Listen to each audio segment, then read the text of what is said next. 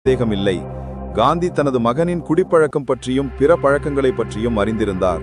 அவர் ஹரிலாலுக்கு கடிதம் எழுதி, பசியால் இறந்தாலும் பிச்சை எடுக்காதே, தாகம் அதிகமாக இருந்தாலும் குடிக்காதே என்று எச்சரித்துள்ளார்.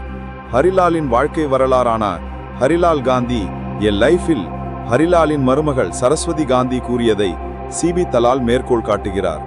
என் மாமனார் மிகவும் நகைச்சுவை உணர்வுள்ளவர், தாராள மனப்பான்மை கொண்டவர் மற்றும் விருந்தோம்பல் உள்ளவர். அவர் எங்களுடன் 6 மாதங்கள் வாழ்ந்தார். பின்னர் அவர் தனது தந்தைக்கு எழுதிய கடைசி கடிதத்தை என் தந்தைக்கு எனது புகார்கள் என்று தலைப்பிட்டு எழுதினார். இந்த கடிதத்தை அவரால் முடிக்க முடியவில்லை. ஏப்ரல் 1936இல் ஹரிலால் தனது தந்தை மற்றும் தாயார் கஸ்தூரிபாவை நாக்பூரில் சந்தித்தார். அவர்கள் தொழிலை நடத்துவதற்கு காந்தியிடம் கொஞ்சம் பணம் கேட்டார்கள். காந்தி மறுத்துவிட்டார். இது ஹரிலாலுக்கு மிகுந்த மனவேதனையை ஏற்படுத்தியது. அது மட்டுமின்றி அவரை மதமாற்றம் செய்யும் முடிவிற்கு அழைத்துச் சென்றதாக கருதப்படுகிறது.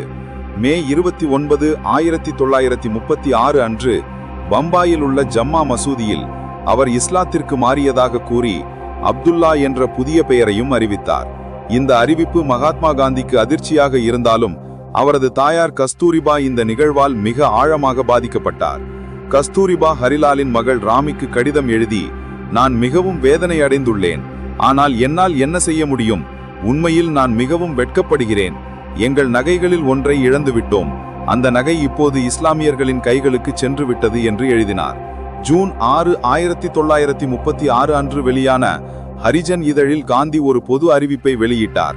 அதில் இந்த மதமாற்றம் பிற தாக்கங்களின் விளைவாக இல்லாமல் இதயத்திலிருந்து நடந்ததானால் எனக்கு எந்த பிரச்சனையும் இல்லை.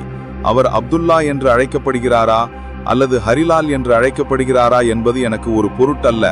2 பெயர்களும் கடவுளை குறிக்கும் என்பதால் அவர் எல்லா வகையிலும் கடவுள் பக்தர் என்று எழுதியிருந்தார்.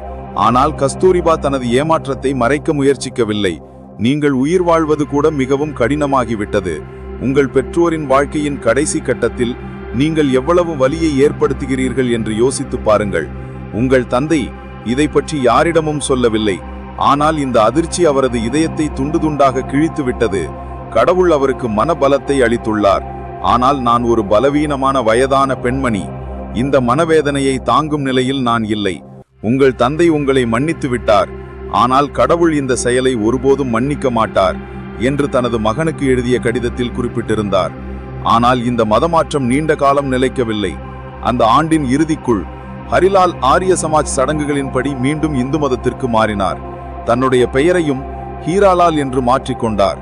ஒருமுறை மகாத்மா காந்தியும் கஸ்தூரிபா காந்தியும் காட்னி ரயில் நிலையம் வழியாக பயணித்து